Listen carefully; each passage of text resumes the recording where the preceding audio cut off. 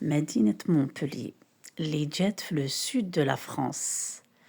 دونك اليوم نديرو هاد الجولة وهاد التحويسة مع بعض باش نفيزيتيو هاد لافيل.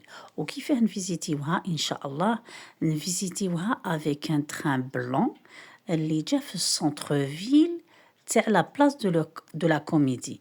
بيان سور هاد البلاصة بوبولير، سي ان كارتي بوبولير لا بلاص دو لا كوميدي، وين هاد لو تران ثما اللي كاين ويجيو لي توريست دو بارتو باش يفيزيتيو هذا المدينة ونديرو جولة، نديرو ان تور على هذا الشوارع تاع مونبولي باش نفيزيتيو هذا لافيل. دونك نخليكم مع هذا الفيديو، نقولكم مرحبا بكم وان شاء الله ينال اعجابكم هذا الفيديو. نقولكم توجور تحياتي لكم والسلام وفرجة ممتعة.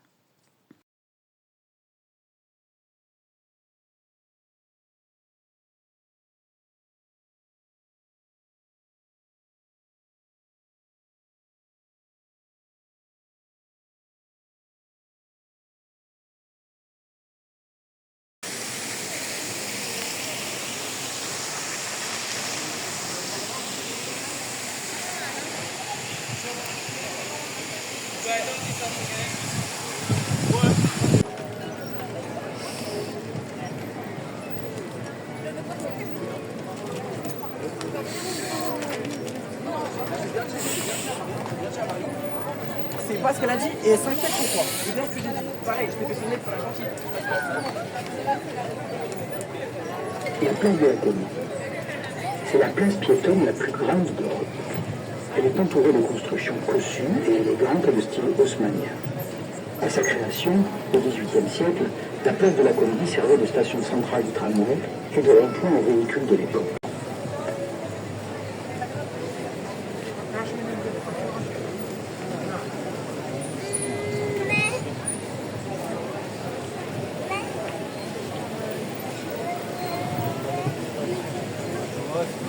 La statue de Trois Grâces fut conçue en 1773 par l'architecte Étienne Antoine.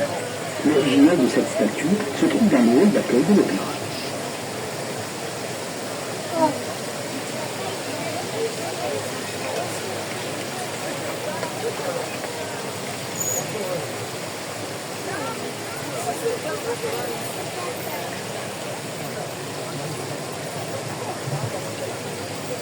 L'Opéra Comédie, sur votre gauche.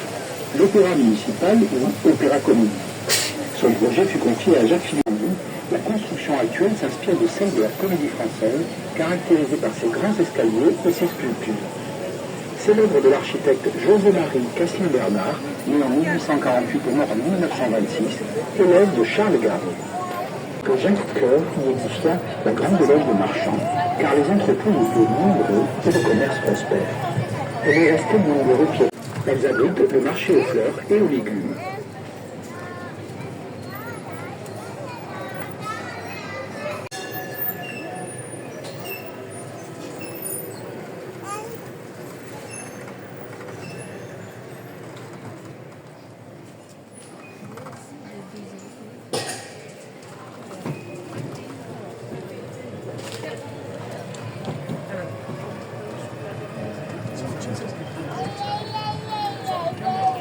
La Poste. Sur votre droite, le bâtiment de la Poste qui fut construit en 1883.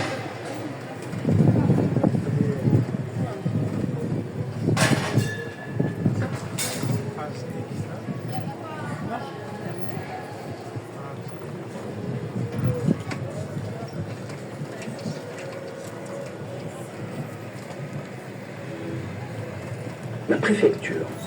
Autrefois, ce bâtiment était l'hôtel de la comtesse de Ganges. Il devint le siège de l'intendant.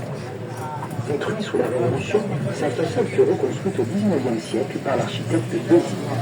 Depuis, il abrite la préfecture de l'Europe.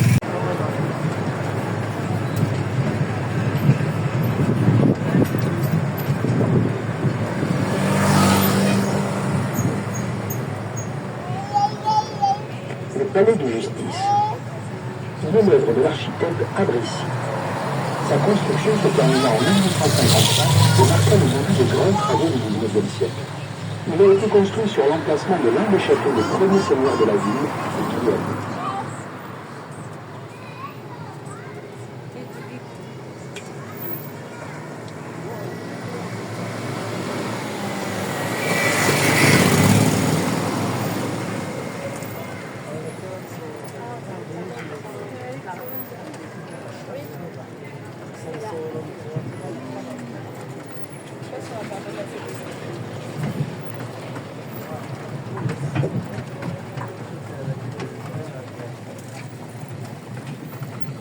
La place royale du Pérou. On remarque de part et d'autre de l'entrée les enfants au lieu, œuvre d'Ange Albert. La statue de gauche représente l'amour domptant la force et celle de droite la force domptant l'amour. Tiens-la, s'il te plaît, tiens-la. Tiens-la, ma chérie.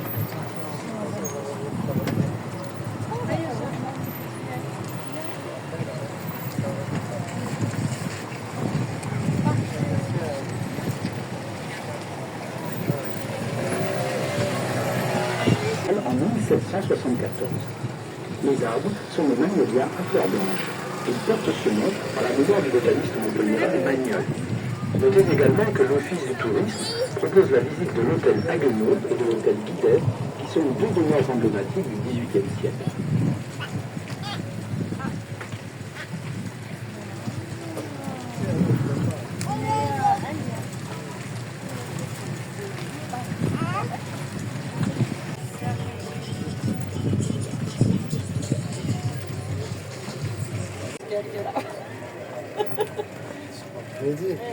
Le château d'eau.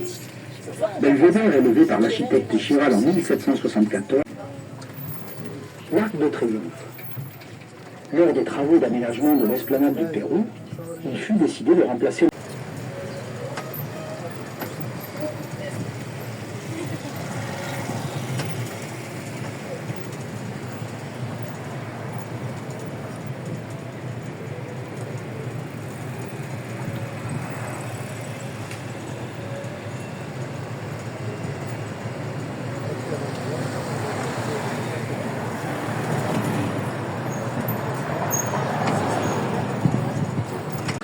avec Lino Ventura et Jacques Brel lorsque celui-ci voulait se suicider en se jetant de la fenêtre de l'appartement du dernier étage.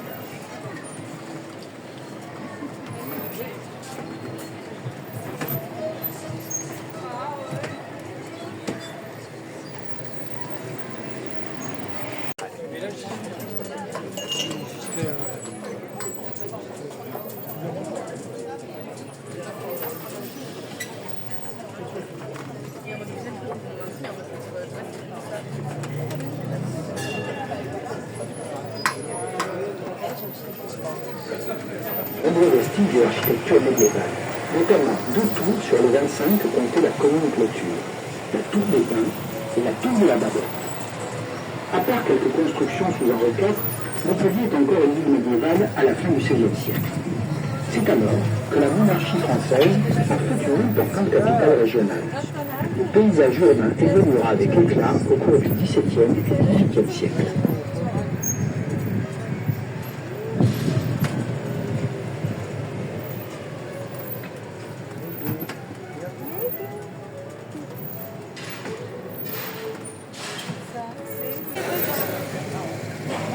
Sur votre gauche, nous retrouvons le Halle Castellane, notre marché aux fleurs et légumes.